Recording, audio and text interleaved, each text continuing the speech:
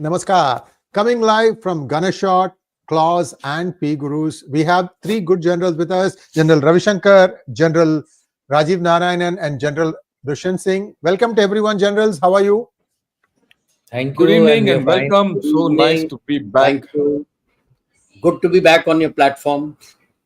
Thank you so much, sir. And my apologies for chasing you because you are traveling and you are not able to reach back. And we thought you were going to be coming online last week.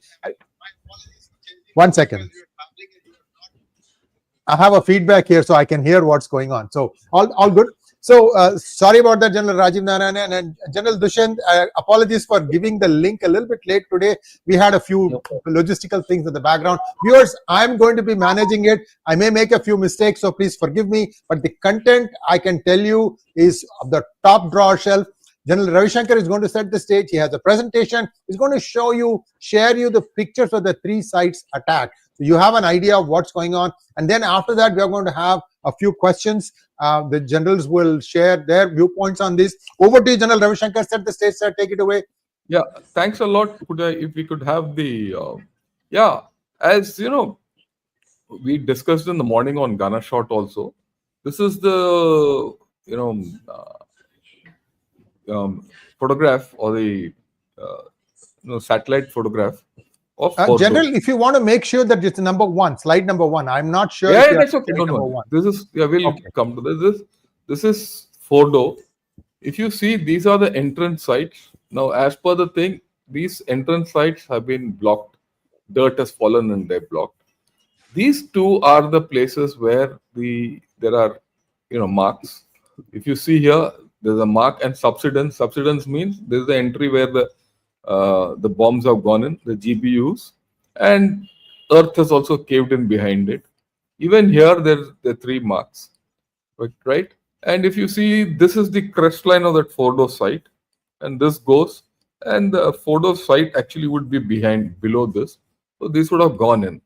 Okay, now there's a complementary picture to this. If you see, this is a little more clearer in terms of the blow up. This is the Maxar satellite photograph. You see these three pock marks, and these three pock marks are very clear again, corresponding to what I showed you in the last one, and the entrance. Okay, this is Fordo. This is Natanz, where you see there's a place which has been hit here, which is probably the underground area of Natanz. And if you see the pictures of earlier and now, you'll see a lot of damage has spread into Natanz. Isfahan is a washout, completely washed out. When I say washout, not the bombs, the area has been completely gone. From what I saw earlier to these photos of Isfahan, they are in a very bad shape. Okay, can we go back? I think we've explained this. Now, if I go further into details and a little analysis, opening analysis, it'll be very fair to say that all three strikes have been fairly successful. And this is what US claims. They have not got the actual battle damage assessment, but they'll give it out. But my sense is that whatever has hit them, you see, the GBUs have been dropped on Fordo. Maybe one odd GBU has been hit on Natanz. That's not very clear because they've dropped 13 GBUs. In Fordo, you can account for 8. Where are the other 5 gone? It'll come out. Right? The Natanz facility and Isfahan have been hit by tomahawks because they're largely overgrown. Only Natanz, half of it is underground. So it's fair to say that the enrichment part of Iran's nuclear program has been set back, conservatively 5, optimistically 20. That's the assessment which is coming. But anywhere in between, it's going to go. Okay. But the question here is, has Iran already got a bomb? That's the point which we have to see, because I don't think that enriched fuel will get dissipated or anything. That's there. It's about 400 kgs. 400 kgs is just 2 barrels. Is it here or is it being taken away? The Iranians are claiming that they've taken it away. And there is some news in the air that there's some cold testing which has already been done in Korea through the People's Republic of China. It has its repercussions on China and North Korea. More on China than North Korea if this is true. and probably even on Russia. So, but that's a story which we'll talk later. They've done cold testing and they've got that enriched fuel and some amount at least. Then has Iran assembled 2, 3 bombs? Right. That sounds scary, but the fact is, if you have to have a delivery system, you need to have a warhead, you need to have a missile, you need to have launchers, which they're pretty fairly degraded. And then, if you want to use a bomb against someone, you should have a follow up capability. That follow up capability is virtually gone off. So, just with a bomb, what can Iran do? Right? Is a $1 million question. Even if you throw a bomb at New York or someplace, you will get 20 back, and that's the end of Iran and not only the mullahs, a whole lot of them. So I don't know whether it is how far this whole nuclear blackmail will go on. Okay, so that is the thing. But what is if Iran has said we will retaliate, we will do a retaliation, and they have said we'll close. There's some news which says that the parliament has said that close the Strait of Hormuz. Now, closing the Strait of Hormuz is not simple. They can do an oil slake, they can sink a oil tanker and all that. All we discussed. In fact, General Narayanan and I were discussing this in the morning. But that means that Iran's oil facilities and oil also will not go out. If Iran's oil doesn't go out, then it's tremendous economic loss for them. And not only that, it might invite another reprisal where oil facilities also will be hit and that Karga Island terminal will be hit. And that's the end of Iran economically. And then people will take out that Strait of Hormuz that can be secured even physically, right? Let me be very clear. You know, about 20-30 kilometers radius, you take out everyone there and put your own post, put your own AD, and even boots on ground. A couple of battalions will do the trick. It's not a big deal. Israelis and US, it's within their capability, so it's not a thing. Next thing is USA has also made it clear that we are only not against the Iranian people. We are not against Iranian military. We only hit the nuclear facilities. We don't want them to have an enrichment program. So any repercussion on USA, they've said they've promised a lot of pain to Iran. So that's where it is. Of course, Israel is in seventh heaven. They're very happy. Benjamin Netanyahu has come out loud and clear. And now, hereafter, if you look at it, USA will allow Israel to do the cleaning up and mopping up and hitting the rest of the thing. This will continue.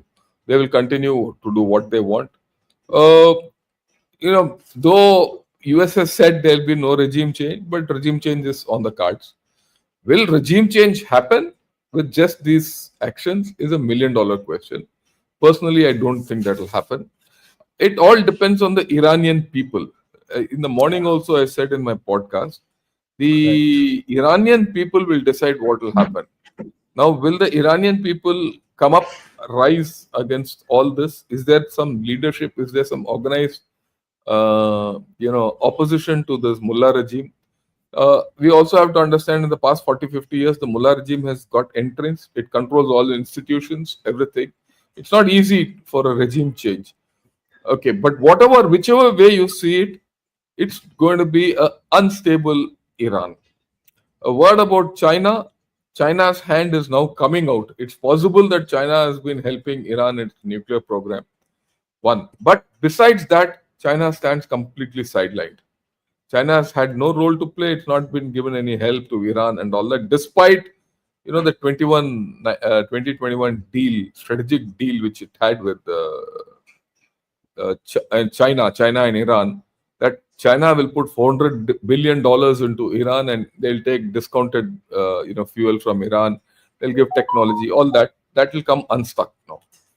Russia had signed a partnership just in April. Some kind of a mutual, I wouldn't say defense partnership, but mutual sharing partnership, defense sharing partnership. That also has come unstuck. So far, the Russians have not moved. Yeah, they've come out with some 4-point program. This not Russians, the Chinese have come out with some 4-point program and all that. But these are all talk, and they've condemned and all. Yeah, anyone can condemn anyone these days, but what's there on ground? So, well, we are in a situation.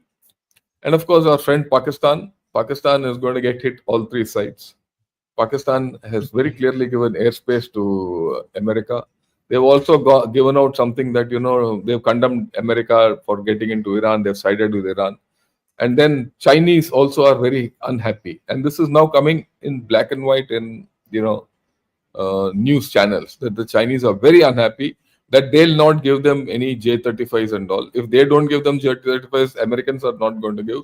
So Pakistan will be where it is, like a tortoise, and get hit. Right now, we'll see. So I think this is the opening thing, and we'll discuss as we go along. Over to you, Shreya Yarji. Thank you so much, General Ravi Shankar. And now I would like to invite General Dushyant Singh to give his opening thoughts, and then General Rajiv Narayanan, and then we'll go into some specifics. I have some questions. Sir, over to you. Thank you, Ayerji. And most of the issues have been covered by General Shankar. But I would like to just highlight certain issues which have still not been covered. Firstly, about the regime change. I agree with him that it is unlikely that there will be a regime change, because over a period of 45 years, the Iranian current dispensation has developed some kind of a followership. And as per one of the polls, it was around 60% plus. And the opposing side has a very limited effect or influence on the population. There was some demonstration which took place a few days earlier on the streets of Iran opposing the Khamenei, but there can be a possibility of an assisted regime change. And with that, what I mean is that some special forces, and if you recall, in Afghanistan also, when the regime change took place by the US guys, it was the special forces who did this. Special forces will go in, neutralize the key institutional facilities of Iran, which would be in terms of governance structure, radio station, TV station, all those, and thereafter they might have people who could then take control of this. I'm talking of the Iranian people taking control of it, with the, I think, son or the grandson who is living in US being propped up, son being propped up as the so-called leader of Iran. This is one possibility we should not rule out. So there is a possibility of this kind of a thing, and let's see how things pan out, because and thereafter the special forces will not stay there. That mistake, they will not do what they did in Afghanistan. They are likely to move out, which may lead to further chaos and confusion. But so be it. As far as the West is concerned, the country of Iran will become an unstable country, which will need to be then managed in a manner through this puppet regime. How they do it, in what manner they do it, that I think only time will tell. The second issue which I wish to highlight here is about the nuclear facilities being targeted, and possibility of enriched uranium, say about 400 odd kg, which John Shankar is mentioning, being smuggled out of the country or being kept somewhere hidden. It is possible, because even the GBU bomb, which has been used by the Americans, technically speaking, it does not go up to the depth up to which these centrifuges were there. So there is a difference of about 20 odd meter between the capability of the GBU bombs of the US and the level of the centrifuge or level of the underground facilities of Iran. It is said that it matches almost the tunnel, the route between London and Paris, train route under the sea. So therefore, that feasibility is there. This is a BBC report. So I'm just echoing what the BBC is saying. So possibility of such a thing being hidden even in Iran is very much feasible. The third aspect, and this you all are willing to, you all are welcome to comment, and this is a conspiracy theory or whatever you may call it, and that is that, to me, it looks like a stage managed action. And the reason for this is that these are two. First of all, Iran by now had realized that it had no chance against the Israelis with the US stepping in. So there was some advance warning given to Iranians. Look, evacuate whosoever is there in all these three facilities. Evacuations took place much before the site was struck, which means that either their intelligence was so good that they were able to assess that the Americans are going to strike them, or they had been, tipped off. Partners, stay out of, get out of that place. Other, we are going to strike you, and if we strike you, none of you will survive. So therefore, because the immediate tweet was no casualties from Iran, which is something to my mind looks quite fishy. You and Jan Shankar and Jan Narayanan can comment on it. The last issue which I wish to highlight here is that there has been a methodical approach to subduing Iran by Israel and US combined. You see, they took care of the Hamas, they took care of the Houthis, sorry, not Houthis, the Hezbollah, they took care of the Syrians by entering into the Golan Heights. And finally, the Houthis have been constantly engaged by the Americans. Although they said that they are withdrawing, etc., they've come back again. So it really doesn't make a difference. So, and then only they struck the Iranians. So proxies couldn't be launched. And since the proxies couldn't be launched, Iran was all alone in this battle. The Russians have their own compulsions. They can't enter into this war. The Chinese, forever, I keep saying that the Chinese really do not have the will and the gumption to be a superpower. They do not have the that willpower to put their arsenals into practice, into any theater. Whereas the Americans, that way you must appreciate them, that they may lose constantly, whether it was Vietnam, whether it was Iraq, whether it was Afghanistan, whether it was Syria, whether it was Somalia. I can keep on going. But they at least have that willpower to apply their forces when required. Even now they have done the same thing. So therefore, what I feel is the Chinese are likely to be ineffective as far as Iran's support is concerned. Underhand support, yes, possible. Assisting in the nuclear facility, possible. Giving some additional missiles, possible. So therefore, this is as far as the Chinese are concerned. Russians have their inability because of their commitment.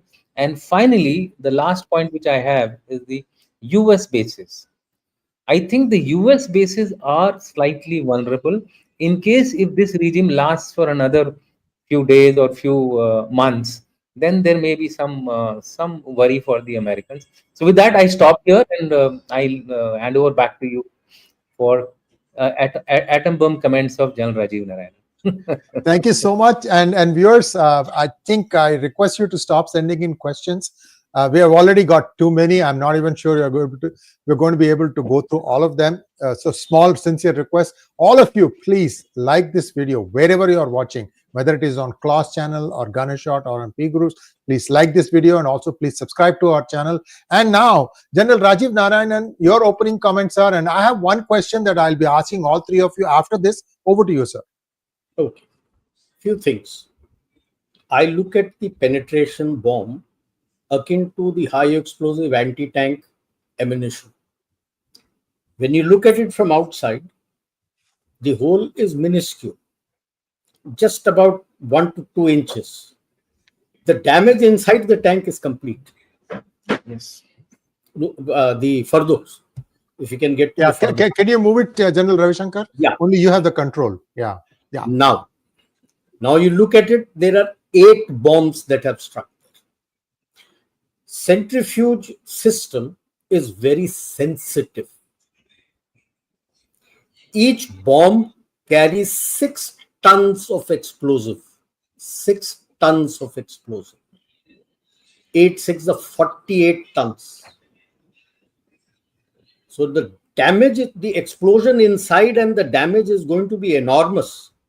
Even if the penetration through the concrete below that is going to be less, but the shake-up inside as far as the centrifuges are concerned is going to be very enormous. It's a very sensitive equipment.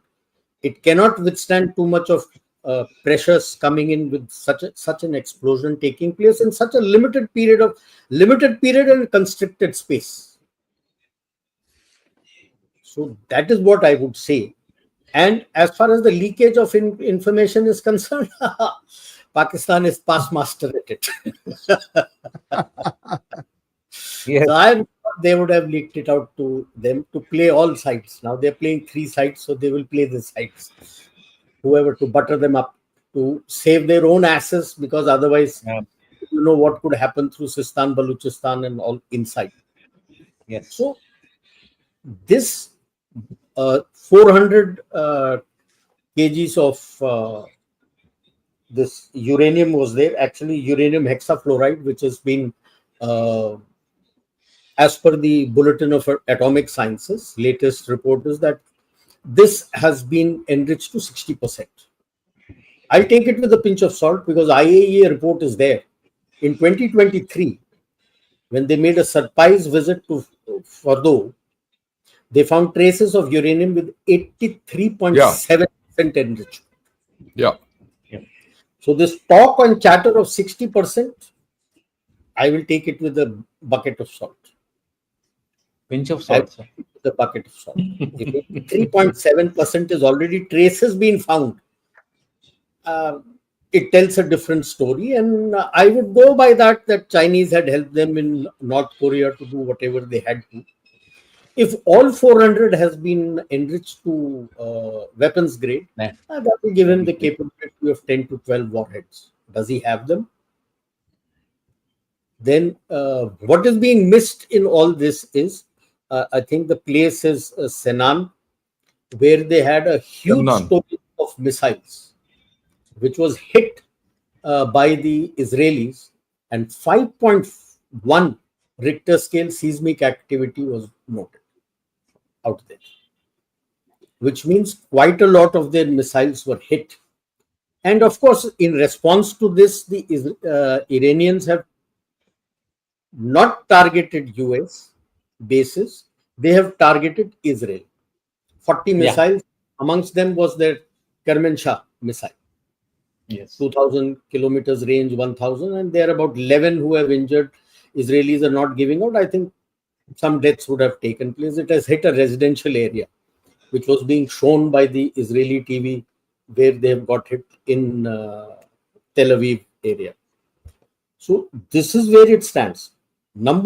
Next point that you have to consider, for almost close to 2 years, Mossad is already inside Iran. See the difference between what happened, what Ukraine did, and what Mossad has done. Ukrainians made their drones in Ukraine, and then in modified containers, they took it inside Russia. Mossad was running a drone factory inside Iran. And the locals were thinking that this is Iranian drone factory. And they've used those drones to hit it, which implies their footprint is enormous. So along with the SF for any regime change, Mossad would be utilized. But I would agree with both that it's not so simple. It takes time. If Americans are looking at the son of Shah Reza Pahlavi, well, they're up a gum tree, they're going to repeat Afghanistan. The Pahlavi family or Iraq. Pahlavi family is hated by the Iranians. The kind of havoc they did to their lives, they don't like them. I don't know how much of the youth know about it, but since the hardliners have been in place and in every segment of governance, education, everything, they are there.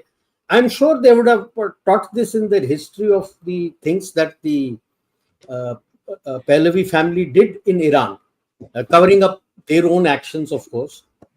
The other aspect is what is not being covered by a lot of media, the pushback against the Iran hardliners after that, what was that girl by the name M, who didn't wear her hijab and she died, 2022. Mehsan Amani.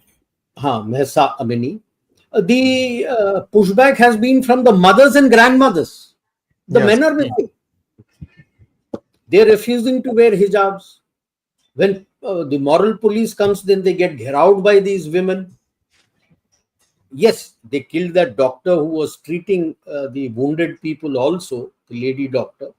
But this is a pushback which is coming in. But for any such regime change to take place, you need some figure who can coalesce the society along with him. That is missing. That is missing today. So that regime change may take place, but it will take a little time.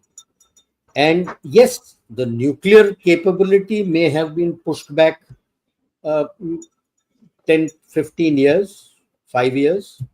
And well, like I had said offline, US has done an op Sindoor on Iran. Op Sindoor on Iran version.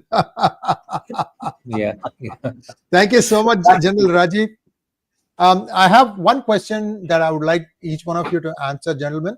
Let's start with General Ravi Shankar. General Ravi Shankar, people are murmuring that, look, we are not seeing any nuclear fallout from the incidents at these three places. What's going on? Was there even any nuclear material there? Now, the answer to that is that people are saying that, look, Israel has figured out a way to defang nuclear sites without any nuclear fallout, like radiation and so on and so forth. Is that something that's even possible? And I'd like each of you to answer to this one. Over to you, General Ravi Shankar.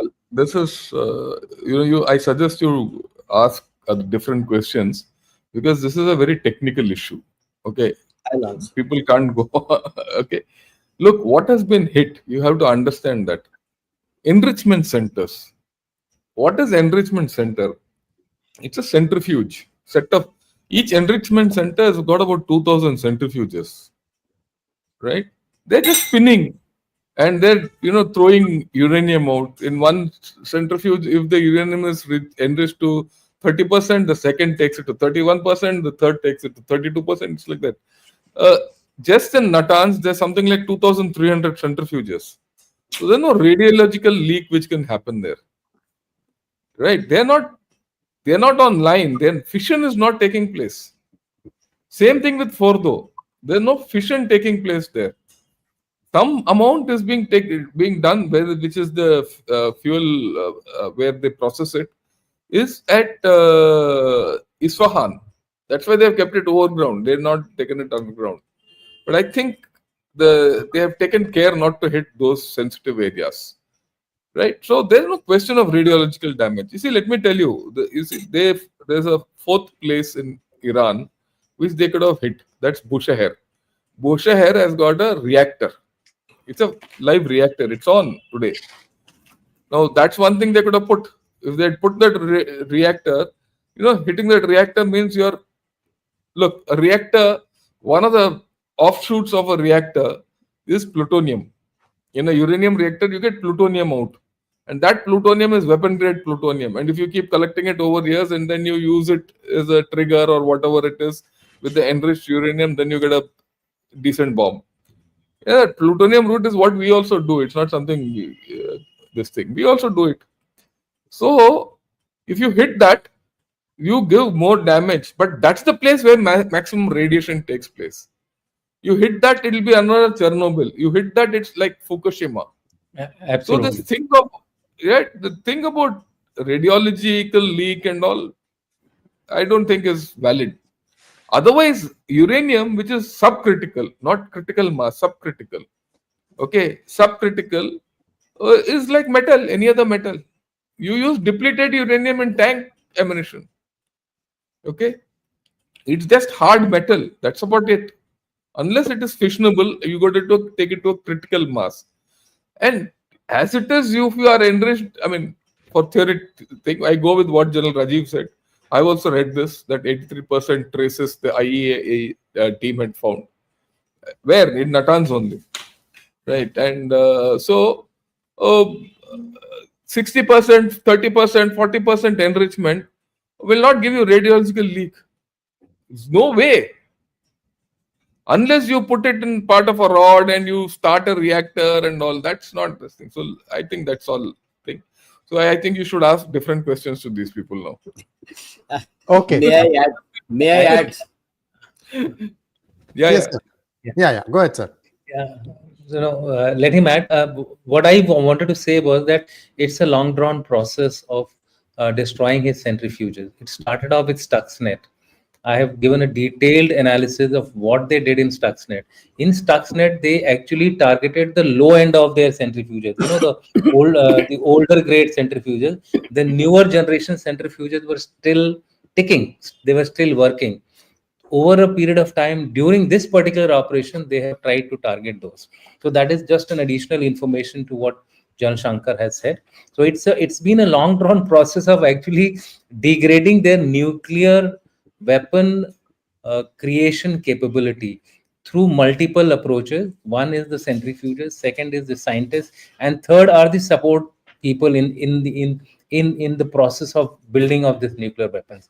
All three have been actually targeted, and if you take the kind of presence of Mossad, which has been there in Iran right from the time of the Stuxnet time, I would go slightly modified on General Rajiv's statement that if Mossad has found so much of root inside Iran that a factory is running without the Iranians getting to know about it, I think that assisted regime change would be very much on the cards and sooner than what we are anticipating. All this is linked to that. Why should they destroy a reactor? I mean, we have seen the case of reactors being actually destroyed, and the kind so much of precaution has been taken on Zaporizhia. Otherwise, Zaporizhia would have been knocked off by the Russians long time back. So I think we need to look at this radiation bit from that perspective. Plus, all the refuges were underground. I mean, most of it were underground, except for the Natanz ones, which was overground. So I don't think there has been any kind of a radiational problem in the way they have struck these sites this time round. Thank you so much, General Dushyant Singh. If you would like to add this, Rajiv, and then I'll have the next question. I'll add the technical part. Yes, what sir. you get is U-238 normally. U-238 is no good for weaponization. You need U-235. To convert that, there is a chemical process through which you convert this to uranium hexafluoride, UF6. UF6 by itself is not that fissile. When it comes out into the air, mostly like gas, it breaks down and the spread is just limited to the area where it has fallen, not much. And it is this UF6, the uranium hexafluoride, which is used in the centrifuges to convert it to U-235. So when you are hitting this, a lot of armchair strategists take off, oh, nuclear fallout, there'll be nuclear fallout, there'll be this, there'll be that. Thank you. Nothing is going to happen. There'll be nothing there. As it is, Further is so deep under the ground, whatever hexafluoride would have come out, if it has come out, would be there itself, and that's it. It's gone. Over. Yeah. Nothing would have come out. It will collapse. And you'll hear of something called gas enrichment facility. Yes. That is that uranium hexafluoride. UF6 is what is utilized everywhere for this gas enrichment. You convert it. Obviously, you have not hit any reactor. Apart from the caution that there should not be a fallout, the breeze, if you study the breeze pattern in the Persian Gulf, it comes from Iran and goes towards Saudi Arabia and UAE. And that is where the American bases are. So will you hit it there for yourself to get contaminated? In any case, you are looking at a regime change. So why will you impact the local people? They have not even hit the uranium mines. Every location where they have, except for some which they say that it's a secret location and other things, most of the locations are mapped where the Iranians have the things, and the mines are in the open. Nobody has touched the mines also. Nothing. So it's precise, targeted thing to push them back in the nuclear thing at least about 5 to 10, 15, 20 years, which gives them the time for the regime change and work with the new. They'll not touch the uranium mines because that is raw material. Trump wants those critical minerals. Let's be very clear. I believe there is another rumor going on that there are some rare earths available in Iran as well. Probably. Wherever you have uranium, you'll have rare earths. Yes, so possibly he's looking for that. Yeah. So, last question. Yeah. General's last question. Only one question to all three of you in turn. And then after that, we have tons of questions. I would like to have our questions answered. So last question to all three of you. What, according to you, should be the right way to change a regime? Over to you, General Ravi Shankar. There's no right way to change a regime. The only right way to change a regime is democracy, elections, and all that. Everything else is the wrong way. Right? Yeah, so, Let's be very clear. General Ravi Shankar, you have the initial conditions now. So from this point forward, look, how do you get to that point where you have a democracy in Iran? See, the point is this. I mean, democracy in Iran won't come in these conditions. It will not come. You can't have democracy. Let's be very clear. Now, you want to have regime change.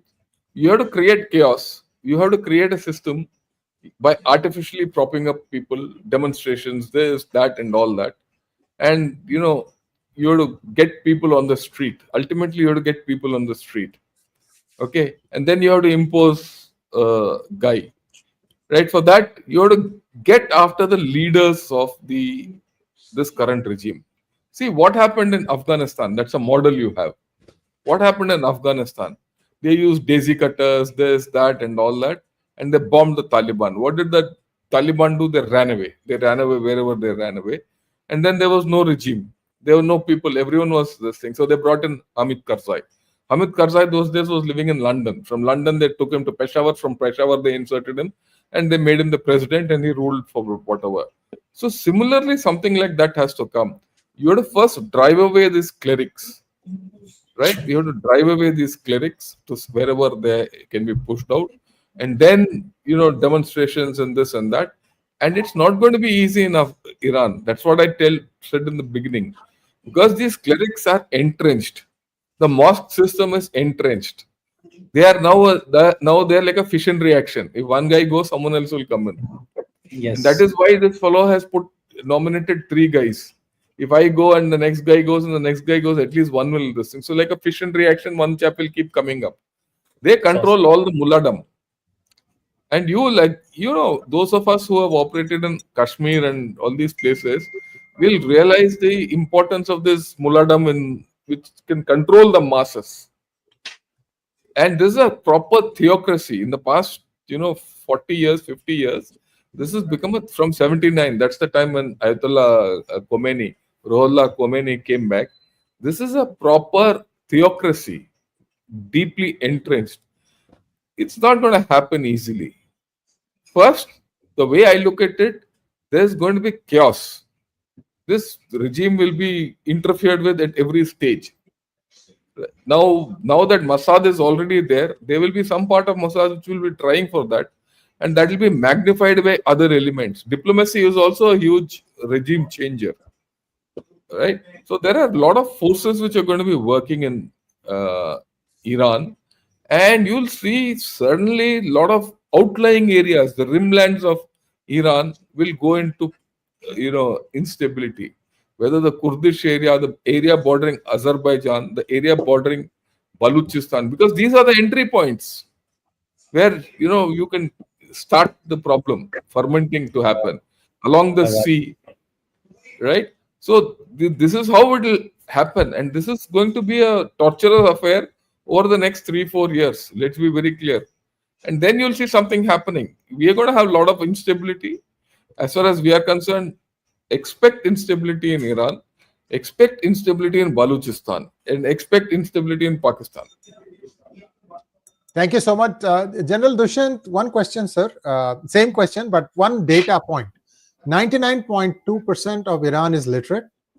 Its average age is 34 years. So you have a very young population that might not remember what happened, what led up to 1979. Given that, and if you have to create chaos, in my opinion, even that has to be controlled chaos. Your thoughts on how this will play out, sir? Okay, so I had already covered it in my opening remark that it has to be an assisted regime change. Now, yes. who all can give the assisted regime change? Mossad, which is already deeply entrenched there. There are Azerbaijani operators also covertly operating in Iran. There are possibly I would like to now put Field Marshal or Field Marshal Munir into a spot, that there are some elements from there also which are operating. So given all these factors, and Afghanistan, you just cannot rule out which side the Talibanis will turn. We don't know. So like Jan Shankar said, the peripheries will start boiling initially, and exactly that happened in Afghanistan also. The second target would be, while this chaos is happening around the periphery, IRGC will be targeted very specifically by the covert elements to destroy all their leadership one by one, as they have been doing in Hamas, in Hamas case. Secondly, their fighting capability. See, no nation can be defeated unless its hard power is brought to the knees. So that is the second target which will be done over a period of time, in a covert as well as an overt manner, due to whichever reason you want to think of. I was once long time back in the US, and there were some advisors of George Bush, President George Bush that time, and they said that George Bush said that I want to attack Iraq because Saddam is having chemical and nuclear weapons. And the advisors of Bush said that there are no chemical weapons there are no nuclear weapons in Iraq. Do not give this as a reason to attack. But then they attacked. So some of the advisors had to be shown the door, etc. That's a different issue. What I'm trying to say is that there will be some reason cooked up to ensure overt action as well as covert action. You don't have to cook up any reason. It can always be attributed to the public inside. And the final part would be that public has already started immigrating to Azerbaijan, to other areas bordering the Iranian nation. So therefore, this movement has already started. So public will be, incited the last. Once that happens, then there'll be statements coming out from your country now, which is the son of Shah of Iran, trying to give out some statements from there, trying to incite the public. This is the roadmap of the regime change. And once the entire mulladom and the mullah military are uprooted from their power bases, Shah of Iran's son will be, son of Shah of Iran will be, paradropped there, with him giving some kind of a, an address to the nation. I'm just giving out the picture. It could be actually made out into a picture story. And thereafter, what happens, that I don't know. I can't predict, but it will still remain an unstable region because, like I said, this regime has deeply entrenched and created a lot of radicals within the society. And even if one radical is alive, he works towards building back again his power. So this is the overall roadmap which I feel, and I'll stop here. General Rajiv. Yeah, I go back to Albert Einstein Institute of Boston, which teaches 198 ways to overthrow an elected government. They give 4 steps. They give 4 steps. Step 1 starts with demoralization. So here, whom do you demoralize? The IRGC, the Quds of course goes outside, the Basij, which stays inside. So when you have targeted killing of their elite, the demoralization sets in. So this is the phase of demoralization. Then begins the destabilization stage. Like the peripheries, the problem starts from the peripheries and starts coming inside. So the destabilization starts taking place, comment starts coming in. And then comes the crisis. Because obviously the mullahs are entrenched, they will not like to go out. And you have created an environment where a crisis has taken place, where it is a face-off between the people and the mullahs. And in this chaos comes a man, now whether it is the Shah Reza Pahlavi's son, or who comes up, he is placed there. And he is placed there as long as he listens to the people in the US and the West. Otherwise, this cycle will follow. So these are the steps they have given, and within each phase, they have given out all the steps. So the 198 step, and a little above that, about 15-20 of them, deal with the crisis, how to create the crisis. The crisis is also orchestrated. That's how I agree with General Dushyant when he says that it has to be an assisted regime change. Everything is orchestrated. So you have these people inside, you have your boots already inside, who would have already started reaching out to the people. The people are angry with the mullahs. They don't know how to take out the mullahs. This is what is going to happen of how to take them out. And you might see a lot of portions of color revolution type and other things also, Maidan, like the Ukraine Maidan and all that coming into place, everything coming into place. It'll take at least 10 years, for minimum 10 years, before you can see a regime change. It's not going to be easy in Iran. And my last comment on Iran, this is one of the only countries which has, despite converting to Islam, has retained its language, RC. Parsi. They have not forgotten Parsi.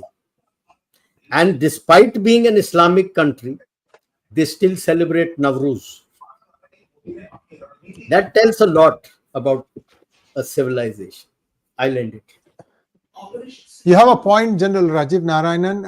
I am told, again, this is all subject to verification, that 60% of the mosques are completely unoccupied, meaning nobody seems to be going to the mosques in Iran. And so it has to, but what Iran did right at the beginning of the hostilities, they've cut off internet for the whole of Iran. So I don't know where they're getting that information from. I don't know if Elon Musk is in place, Starlink. So we'll have to wait and see. So these are all, again, like you said, that Einstein Institute of Boston. So we have to see how this plays out. Temporary respite for Israel, maybe, because the cat's paws of Iran are going to be probably the first ones affected by way of not getting any help. And we'll have to wait and see. Thank you so much, generals. You answered a lot of questions in my mind. Because nuclear physics, in my mind, to me, is unclear physics. So you have clarified a lot of those things. Thank you so much. Let's take a few questions now. AT World News, thank you for your super sticker. Truth Seeker wants to know, I think he's mentioning number of nukes. So Yes. what should be India's strategic direction? General Ravi Shankar, and then quickly to all three. See, beyond a certain number, the number of nukes have no value. Yeah.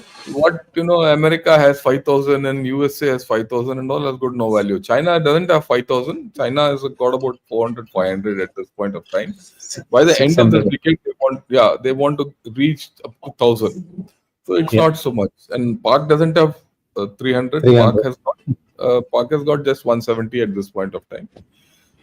India has got about 180, 200, 185 at this point of time. So first and foremost, this is it.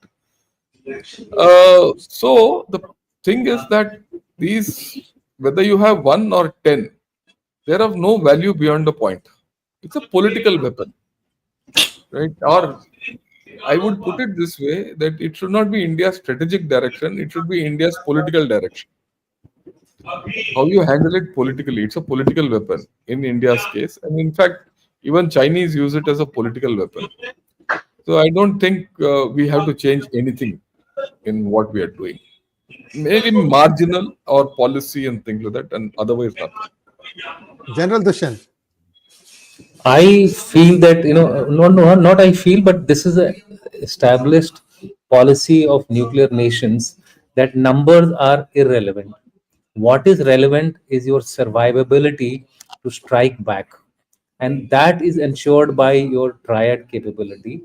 And this is what you have to look at. Which nation has this robust triad capability? India falls into that category. Pakistan does not fall into that category. Yes, it can be assisted by China, and then it can do something bad to us as far as that is concerned. So currently, our policy direction remains the same. It's not the numbers, it's your ability to strike back, and strike back with impact which can unsettle as far as the physical part goes. But as you know, nuclear weapons are more for deterrence and less for use. So therefore, once you have these capabilities, the other nation would not dare to actually adopt a nuclear posture against you. It would be more as a deterrence weapon system. So I think we should leave it at that and let our political hierarchy manage the nuclear weapons. We are meant to execute it as and when required to perfection, whether initially or as a second strike. Our policy Thank you remains so much. that we will not resort to first strike. General Rajiv Narayanan. I won't say much because I handled it on that chair for 3 years. I'll just say that the complete strategic direction, political direction, what you need, quantum you need, how you're going to manage it is all in place. And there's going to be, yes, sometimes we also felt that should we have a conditional no first use, but our nuclear red book is very clear. And we are in good hands, don't worry. This is all I Next question, starting with General Dushan Singh. Vishnu Gopi wants to know if regime change happens in Iran, can India and Israel play a part to make sure it is pro-Iranian people and Iranian culture rather than a Western puppet or another fundamentalist regime? Look, as of now, to my mind, the contours of the next regime are not very clear, right? We have to first believe that there will be a regime change. That is the first issue. Once that happens, if we can play a part in this, as we have all said, that there will be more of chaos and confusion, and it will be the person who wielding the stick who would be able to establish his leader out there in Iran. Now, do we have that kind of a stick as of now? I don't think we have. So we will have to rely on our good diplomatic efforts to ensure that whatever comes about in Iran, at least is not unfavorable to India. I think if we can achieve that much, it will be good enough for us. Thank you so much, sir. We have to keep running fast. General Rajiv, Truth Seeker wants to know, should India spend more effort to acquire Afghanistan since Chabahar is uncertain now? There is quadrilateral between Chinese, Pak, Bangladesh, Afghanistan emerging. What should Bharat do? Why should we worry so much about China, which itself isn't such a problem internally? And Pak, we know it is unstable. Bangladesh is also going towards instability. Pakistan, China also, with all the power struggle in the CPC, and Iran is facing at least about 4-5 years of uncertainty, if I may say so. So why do you need to acquire Afghanistan? Yaar, apna sambhal lo jo apne paas hai. Everybody wants to keep acquiring more and more places for India to look after. Well, sort out yourself here. You've got so much. Why do you think Chabahar will stay uncertain?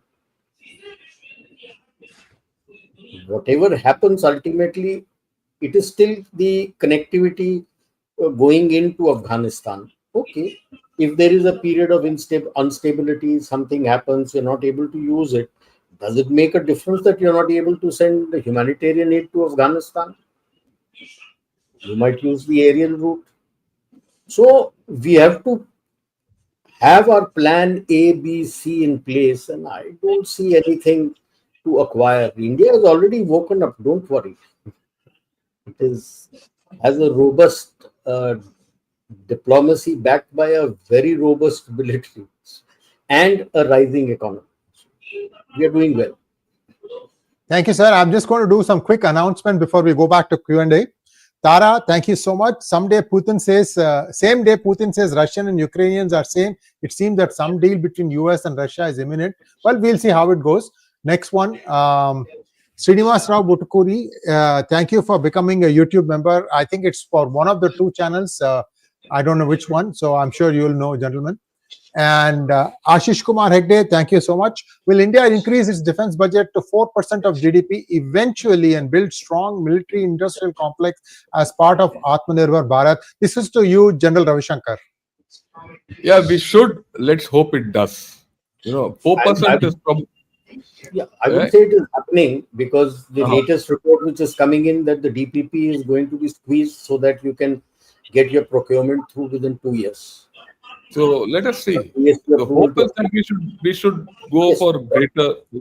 I would say that only when it brings down to 2 years should you attempt to increase your defense budget. See, there's another problem. it's not a matter of just increasing the defense budget.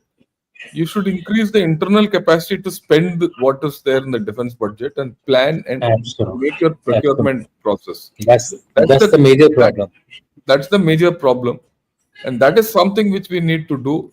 It starts from making your proposal to the time it gets inducted. Unless that loop is shortened, right, there's no point in putting money where you don't have proposals ready. Otherwise, you'll get small proposals through which are easy to put through, and that doesn't add to great capacity, right?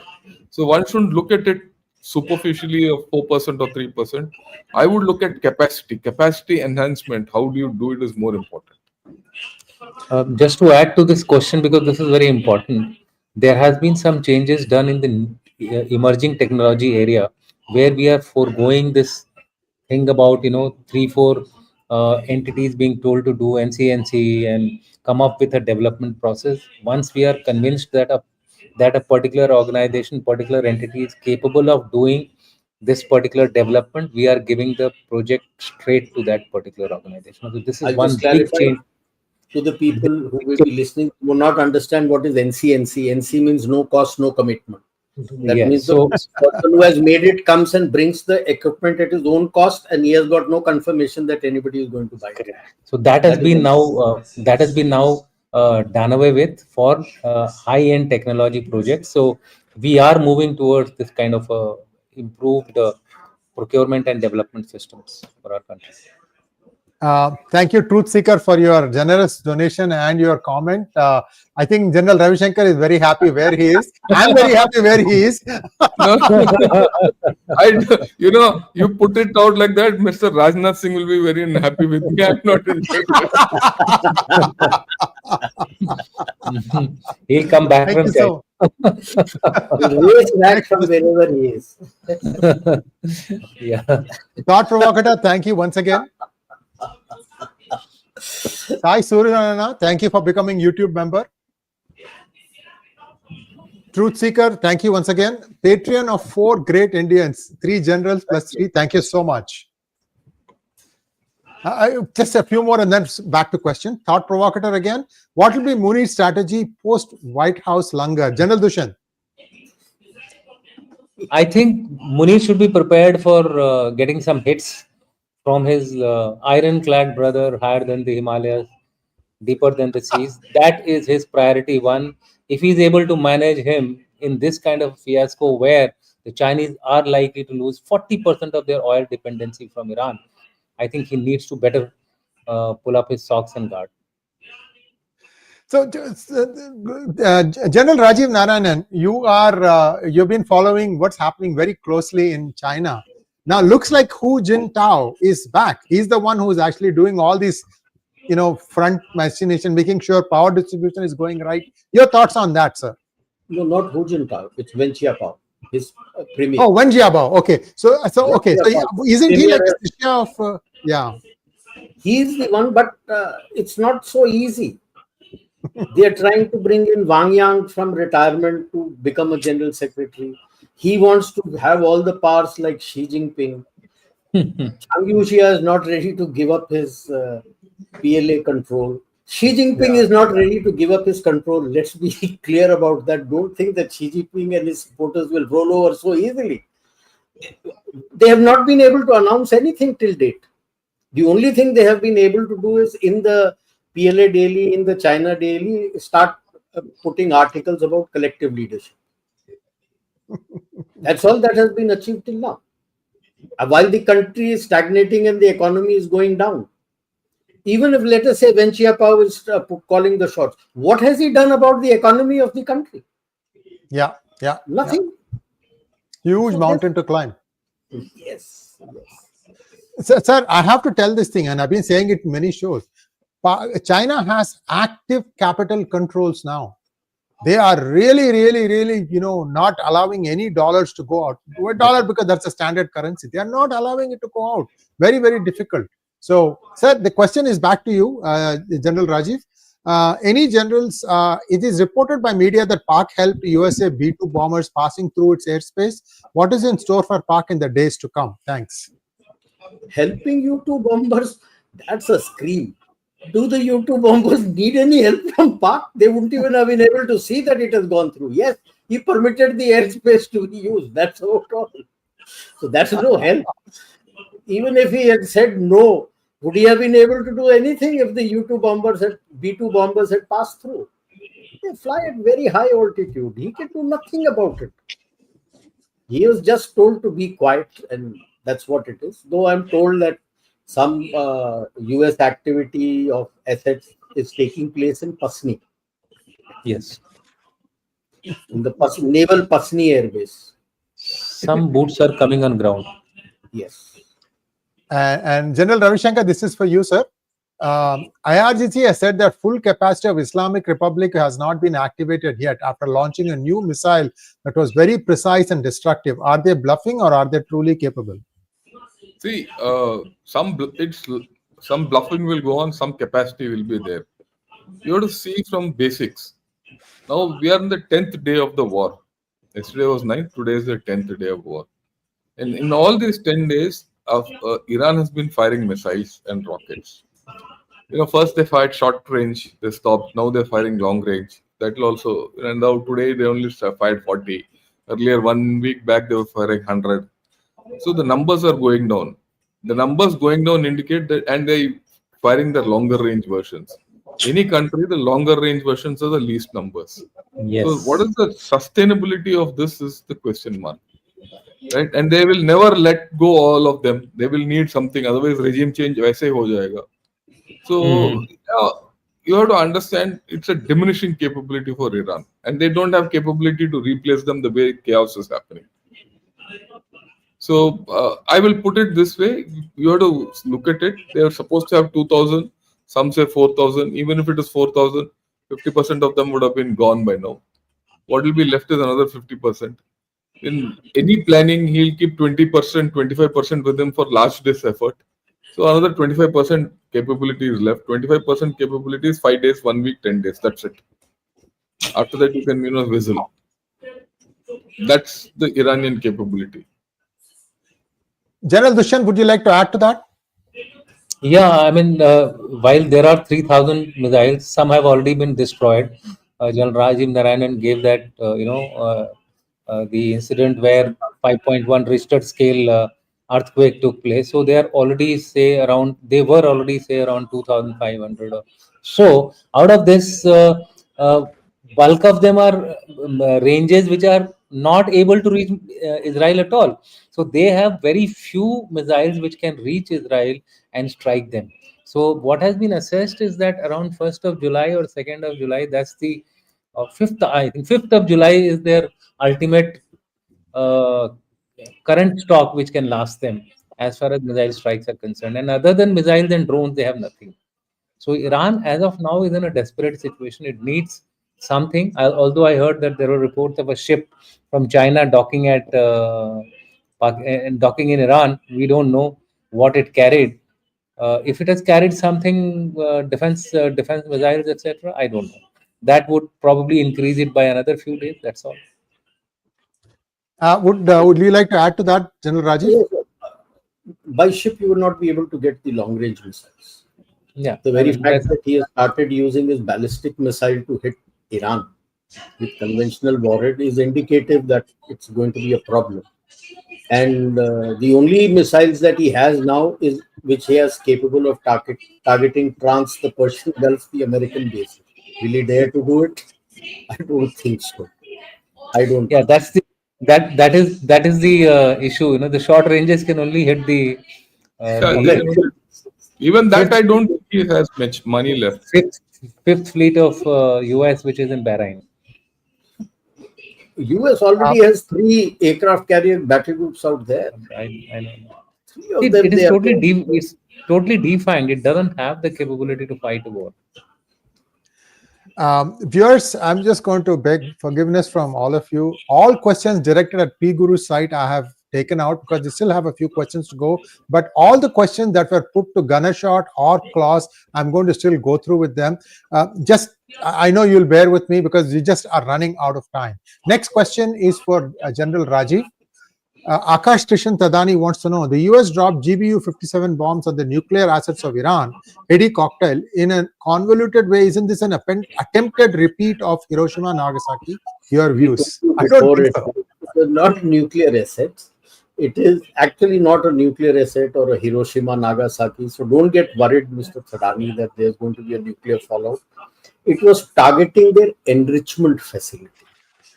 So in the centrifuge test tubes, they're spinning around and you're trying to get out from the uranium hexafluoride. And uranium hexafluoride doesn't give you much radiation. Very highly unstable when it comes in contact with the atmosphere. The main thing is, this is the first time ever that the GBU 57 MOP has been used in conflict. First ever conflict use. Rest till now, this was the bunker busters had been tested, and they had claimed about 200 feet of concrete it can penetrate and go inside. This is the first time they have utilized it in combat. They claim it has been successful. Let's see. Should be successful in a confined place. If 8 missiles have been hit out there, bombs have hit out there, each carrying 6 tons, 48 tons of explosive in a restricted space. Hila deta hai. But there must have been reverberations, isn't it? Like either Yeah, they were. seismic or something. No, they were, and they've been held, experienced quite a distance away. Okay. Even Thank you, sir. they felt the explosion as far away as Tehran. Wow. 48 tons of explosive. It's not a joke. 48 tons. General Ravi Shankar, this is for you, sir. Will Iran become Ukraine of Middle East and trap USA, or will it ultimately drain China? Look, China is out of the equation virtually. That's what General Rajiv Narayanan told us. China has got no leg to stand on. In fact, join in Ganashot tomorrow morning. We're going to talk of the geopolitical decline of China. If you see Chinese, everyone keeps asking what China will do, China will do, China will do. China will do nothing. It can't do anything. And if you see the track record of China over the past, ever since 2020, it's only losing ground everywhere. And there are other issues also. We'll talk of that tomorrow. No, I won't say that it will become Ukraine or Middle East. It will be Iraq. Iraq mein hai na model. Syria mein hai model. And if you go to the Pakistani channels, I was listening to Geo TV the other day. So they are worried that Iran will become another Iraq, where the Kurds will have they're worried about a state within a state concept. What is the state within a state concept? That Kurdistan area will become one state within a state. It will function part of Iran, but it will run on its own. The Azeri area will be in a different grid. The Baluch area will be in a different grid, which will throw Pakistan off, and they're very scared of this. So this is something that's the model in which Iraq has been running. That's the model in which today Syria is functioning. Right? So that is the bigger model. Ukraine is no model. Ukraine is in a mess of its own. Forget about it right now. Okay, next question from Akash again. To save face, and this is for General Dushyant, to save face and maintain the continuity of regime, there is a high probability of retaliatory attacks by Iran on Israel for sure, and probably US bases they get ambitious. Your views? I think the number of missiles, that is the thing that's going to determine this, isn't it, sir? Yeah, so this has already been answered by me, that the stocks are dwindling very fast, and unless they are given these stocks from, most ideally is the Russian route, this is not going to go any far. And as far as attacking US is concerned, then the consequences will be very heavy to pay for Iran, and I don't think it will think of doing that. It will only going to convey threats, and that's about all. Sir, I have read somewhere that 1 in 5 residents in Israel today is actually Russian, have Russian roots, Jews from Russia. Yeah. Would Russia stick it to themselves? That is something. Yeah, see, my view is that when it comes to geopolitics, I think it will not be considered as Russian. It will be considered as as Israelis. That's the only thing which I can tell you. Because the Russians also have a lot of grudge against the Americans. Although you showed that thing that Ukraine and Russia are one, that is true. There was a delegation which came to me from Russia, and when I asked them some piercing question, they said that look, Russia and Ukraine are same stock. We know each other like brothers. So when we strike Ukraine with a lot of discretion. We don't strike a number of targets which we could have easily struck. And reason being that they are fellow nationals before this Russia, before USSR exploded.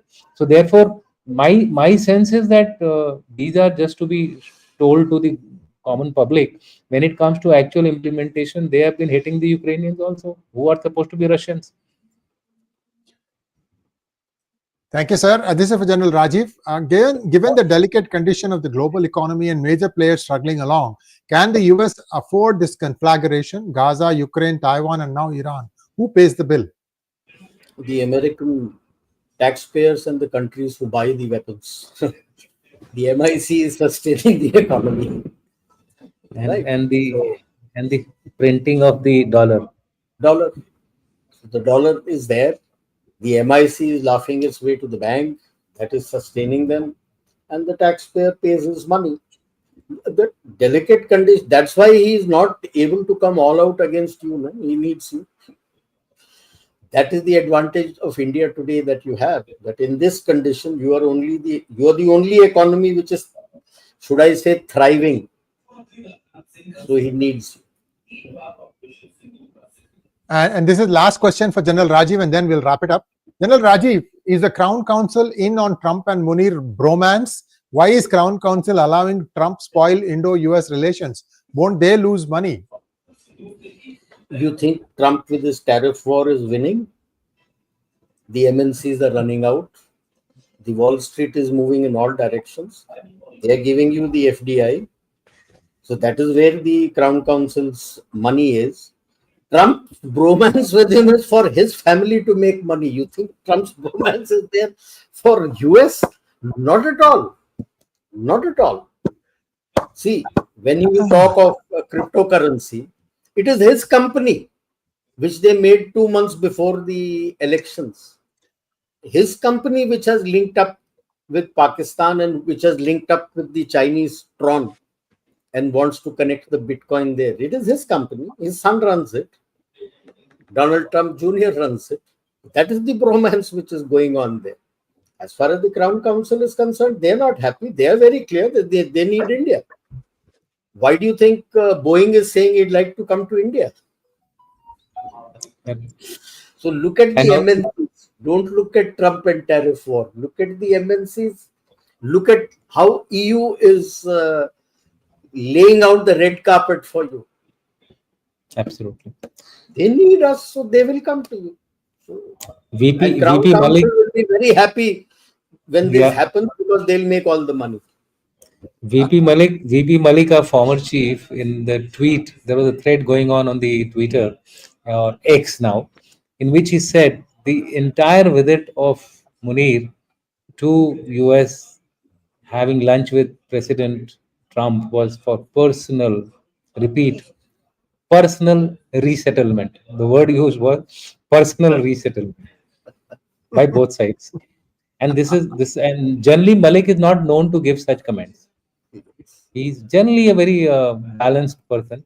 But he coming up with this kind of a comment, I think we need to take it seriously. And what Rajiv is saying, there is absolute truth in that. Thank you so much, gentlemen. And I think one more last question which has come up. Oh, just 1 second. Yeah, you're right. Just 1 second. This is for you, General Rajiv. I am Wham. Thank you so much. What are the implications of Iran now attempting to block the Straits of Hormuz? Will we do anything with US to keep the lanes open? We meaning India. As Iran attempted it, it's just the parliament which has said it. Finally, the Supreme Council has to take a call. Will they take a call?